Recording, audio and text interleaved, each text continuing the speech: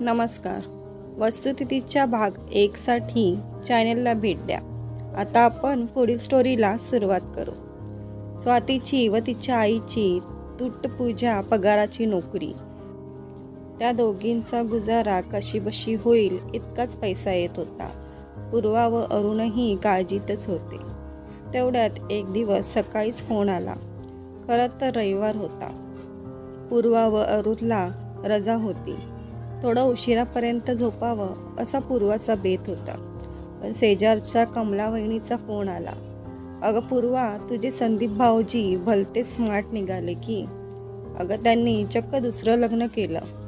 काहीतरीच काय बोलताय वहिनी? खरं तेच सांगते. काल बागेत आली असतीस तर त्या दोघांना तूही बघितलं असतंस. तिच्या गळ्यात ठसठशीत मंगळसूत्र होतं. हातात हिरवा चुडा होता. मी तिचा चेहरा नीट बघू शकले नाही, पण बऱ्यापैकी देखणी होती मुलगी. तुमचा काहीतरी गैरसमज झाला असेल. नाही ग, संदीपला मी ओळखते ना. चूक होणार नाही माझ्याकडून. पूर्वाने फोन ठेवला.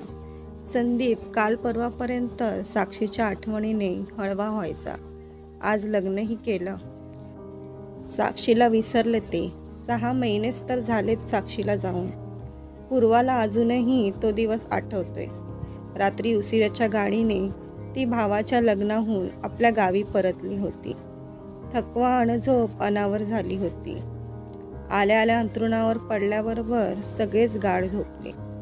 सकाळी फोनच्या आवाजाने जाग आली. फोन संदीपचा होता. पूर्वा वहिनी, मी संदीप. अरे, इतक्या सकाळी फोन? सगळं ठीक आहे ना संदीप भाऊजी? तिने आश्चर्याने विचारलं होतं. काहीच ठीक नाही वहिनी. साक्षी गेली. तो गहीवरून बोलत होता. गेली? कुठे गेली? तुमचं भांडण झालं होतं का? तुम्ही तिला अडवली का नाहीत? पूर्वा बोलत सुटली. वहिनी, ती गेली नेहमीसाठी. सोडून गेली. काय बोलताय भाऊजी? कुठे आहे साक्षी? पूर्वा किंचाळली. पूर्वा, आम्ही इस्पितळात आहोत. साक्षी मरण पावली. अबॉर्शन करून घेताना ती व तिचं बाळ दोघंही गेली. संदीपच्या बहिणीने फोनवर सांगितलं. बॉडी मिळायला थोडा वेळ आहे. 2 तासात घरी पोचतोय आम्ही. त्यानंतर लगेचच नेऊ. पूर्वा, तुला कळतंय ना मी काय म्हणते ते? तुझ्या मैत्रिणीला अखेरचं बघून घे. सुनंदाताईने फोन बंद केला. कमलावहिनीच्या फोनमुळे जागी झालेली पूर्वा चहा करायला स्वयंपाकघरात आली. चहा तयार करून ट्रे घेऊन ती बेडरूममध्ये आली तर अरुणही जागा झाला होता. ज्याच्याशिवाय जगताच येणार नाही असं वाटतं त्यांना लोक किती पटकन विसरतात. पूर्वाने चहाचा कप अरुणच्या हातात देत म्हटलं. प्रश्नार्थक मुद्रेने तिच्याकडे बघितलं. अरुणने मग चहाचा घोट घेत विचारलं. कुणाबद्दल, कशाबद्दल बोलते आहेस? कमला वहिनीचा फोन होता. तुमच्या संदीपने दुसरं लग्न केलंय. हे ऐकून अरुण दचकला नाही, चकित झाला नाही. फक्त गंभीर चेहऱ्याने बसून राहिला. चकित झाली पूर्वा. अरुण, तुम्ही काहीच बोलत नाहीये. तुम्हाला नवल वाटलं नाही? राग आला नाही? बरोबरच आहे म्हणा. तुम्ही पुरुष म्हणून मित्राचीच बाजू घ्याल.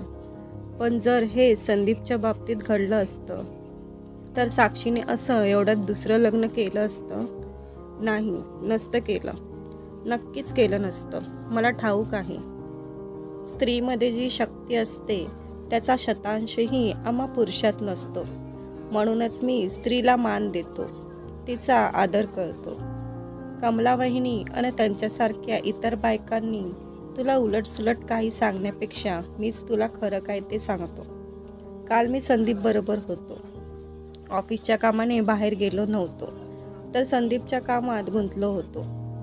तुम्ही एवढी मोठी गोष्ट माझ्यापासून का लपवलीत? ती मुलगी कोण आहे? दुखावलेल्या स्वरात पूर्वाने विचारलं. स्वाती, साक्षीची बहीण. स्वाती, साक्षीची बहीण? आश्चर्यच वाटलं पूर्वाला. संदीप भाऊजी असं कसं करू शकले?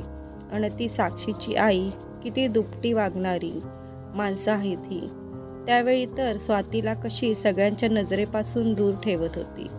मला म्हणाली, आम्ही खूप गरीब आहोत, पण चारित्र्य आणि नीतीला फार महत्त्व देतो आम्ही.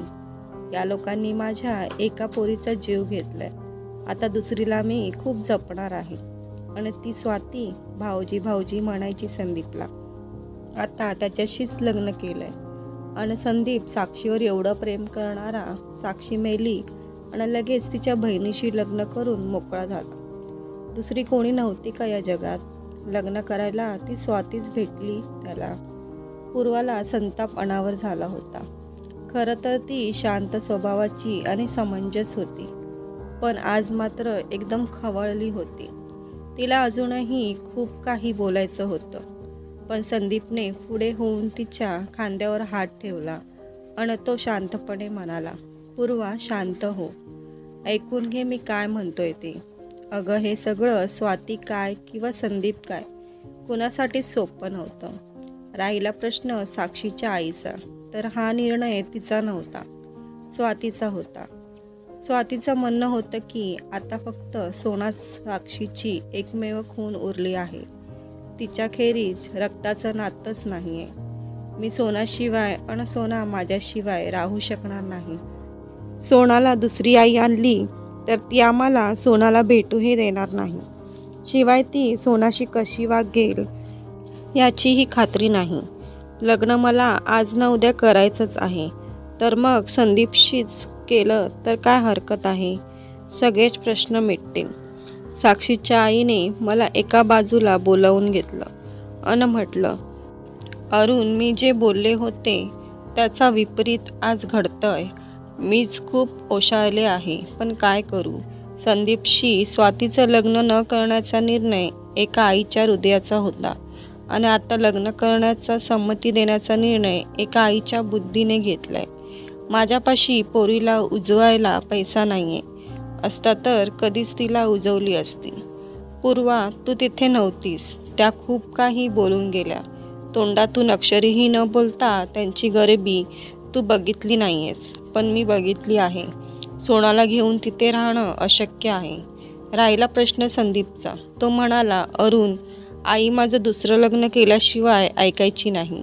एकुलता एक मुलगा आहे मी, शिवाय सोनाला बघायला कोणीतरी हवंच ना. मग स्वातीचं काय वाईट आहे? शिवाय तिचं माझं दुःख एक आहे. ती जेवढं माझं दुःख समजून घेईल तेवढं दुसरी कोणी समजून घेणार नाही. सोनाला दुसरी कोणी एवढी माया देऊ शकणार नाही. सगळंच उद्ध्वस्त होण्यापेक्षा हे बरं नाही का? पूर्वा गप्प बसून होती. अरुणने तिचे खांदे धरून हलवत म्हटलं, पूर्वा, अशी गप्प राहू नकोस, काहीतरी बोल ग. पूर्वाने मान वर करून अरुणकडे बघितलं. एक स्निग्ध हसू तिच्या चेहऱ्यावर उमटलं. ती म्हणाली, मी पुन्हा एकदा चहा करते, मग आंघोळी वगैरे करून आपण संदीपला भेटून येऊ. स्वातीला काहीतरी लग्न भेट द्यायला हवी, तिलाही बरं वाटेल. आता मला स्वातीतच साक्षी शोधायला हवी, खरं ना? पूर्वाचा निवळलेला चेहरा बघून अरुणही समाधानाने हसला. वास्तुस्थिती कळल्यावर तिचा राग जाईल हे तो जाणून होता. तर मित्रांनो, स्टोरी आवडल्यास व्हिडिओला लाईक करा आणि चॅनलला सबस्क्राईब करायला विसरू नका.